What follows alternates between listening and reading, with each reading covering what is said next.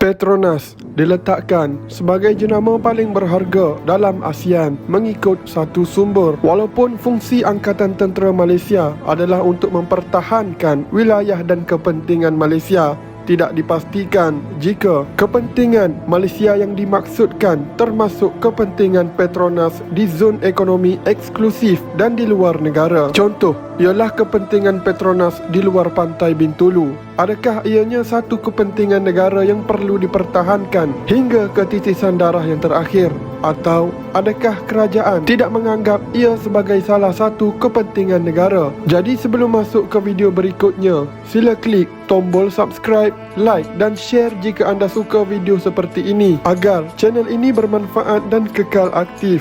Perlukah Malaysia berbincang jika sesuatu kepentingan itu jelas dan terang milik Malaysia berdasarkan dokumen rasmi yang dikeluarkan oleh kerajaan sejak 1979, Peta Baru Malaysia 1979, dan mengikut Undang-Undang Antarabangsa United Nations Convention on the Law of the Sea atau UNCLOS 1982 yang menggantikan Convention on the Continental Shelf 1958.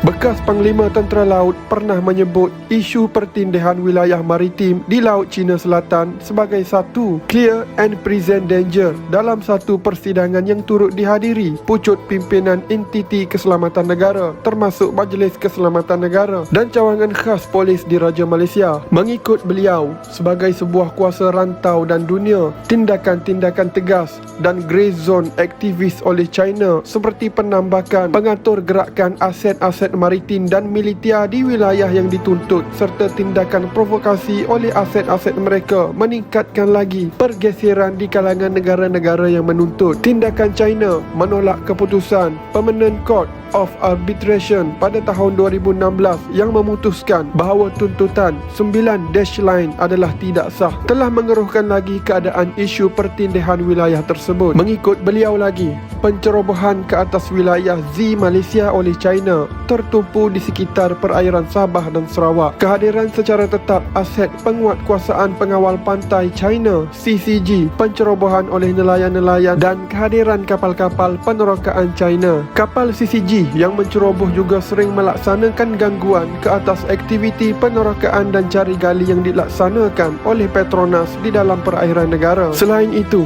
tindakan ketara yang belum pernah berlaku sebelum ini adalah pencerobohan 16 buah pesawat Pla Air Force sehingga 60 batu nautika dari pantai Sarawak pada 1 Jun 2021, iaitu hari ulang tahun Tentera Udara Diraja Malaysia. Tentera Udara Diraja Malaysia selalunya akan menggerakkan sejumlah aset untuk melaksanakan lintas hormat sebagai sebahagian acara sambutan hari tersebut. Tindakan oleh pihak China ini juga secara tidak langsung telah mengundang kehadiran kapal-kapal perang dari negara luar rantau seperti dari Amerika Syarikat, Jepun, Australia dan lain-lain bagi mencabar legitimasi China.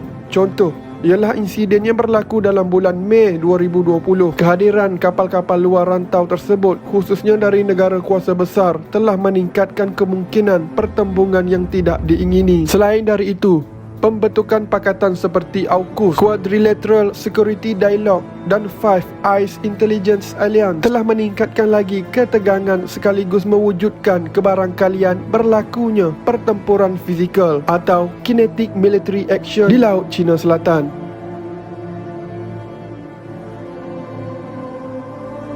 Tidak dapat dinafikan, hanya dengan pembangunan aset pertahanan yang mampan, barulah Angkatan Tentera Malaysia akan dapat bersaing dan meningkatkan keupayaan cegah rintang yang menjadi faktor kritikal dalam menjamin kedaulatan negara. Apa yang nyata kini, keupayaan pertahanan negara menunjukkan tren yang merosot dan tidak lagi setanding dengan pembangunan aset pertahanan negara jiran. Kepentingan negara pada masa kini dan masa hadapan amat dipengaruhi oleh keadaan persekitaran keselamatan yang tidak menentu dan bersifat seperti ini.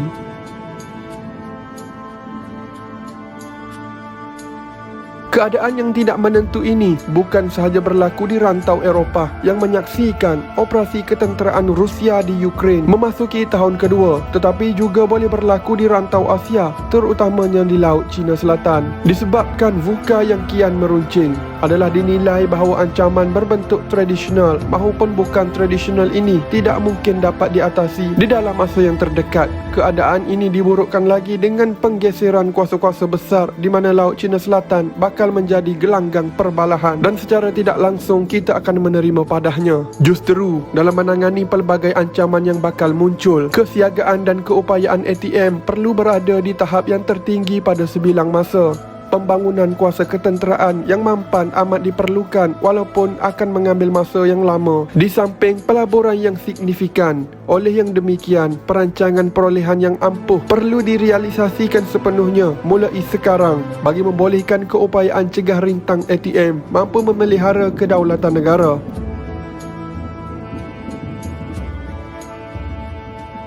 Dalam masa yang sama, segala situasi yang berkemungkinan akan memberi ancaman terhadap kedaulatan negara memerlukan tindakan secara whole of government, whole of society atau lebih dikenali sebagai WOGOS. Konsep WOGOS ini penting bagi memantapkan lagi aspek pemeliharaan kedaulatan melalui pendekatan keselamatan menyeluruh seperti yang dinyatakan di dalam Dasar Keselamatan Negara 2021-2025. Segala aset, polisi dan kenyataan dari semua pihak berwajib perlu selari untuk memastikan konsep WOGOS ini dapat dilaksanakan secara efektif. Sebelum saya mengakhiri video ini, saya ingin memetik sekali lagi kata-kata bekas Panglima Tentera Laut. Ada hadirin yang saya hormati, akhir kalam saya ingin mengingatkan diri saya dan para hadirin dengan ungkapan berikut.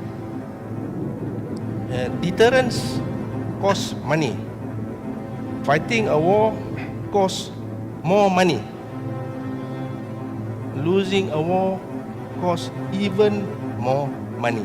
Terima kasih kerana menonton video ini. Tuliskan komen anda di bawah dan semoga video kali ini dapat memberi manfaat kepada anda.